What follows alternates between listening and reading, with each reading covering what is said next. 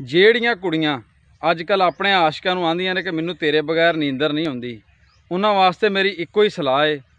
ਕਿ ਆਪਣੇ ਬੁੱਢੇ ਮਾਂ ਪਿਓ ਨੂੰ ਗੋਲੀਆਂ ਦੇ ਕੇ ਯਾਰ ਨਾਲ ਮਿਲਣ ਨਾਲ ਚੰਗਾ ਖੁਦ ਉਹ ਗੋਲੀਆਂ ਖਾ ਕੇ ਤੇ ਸੌਂ ਜਿਆ ਕਰੋ। ਤੇ ਜਿਹੜਿਆਂ ਮੁੰਡਿਆਂ ਨੂੰ ਕੰਧਾਂ ਟੱਪਣ ਦਾ ਬੜਾ ਸ਼ੌਕ ਹੈ ਲੋਕਾਂ ਦੀਆਂ, ਉਹਨਾਂ ਵਾਸਤੇ ਵੀ ਮੇਰੀ ਇੱਕ ਹੀ ਸਲਾਹ ਹੈ ਕਿ ਅਗਰ ਲੋਕਾਂ ਦੀਆਂ ਕੰਧਾਂ ਟੱਪਣ ਦਾ ਸ਼ੌਕ ਹੈ ਨਾ ਤੇ ਆਪਣੇ ਘਰ ਦੀਆਂ ਕੰਧਾਂ ਦੇ ਉੱਤੇ ਵੀ ਕੱਚ ਲਵਾ ਲਓ,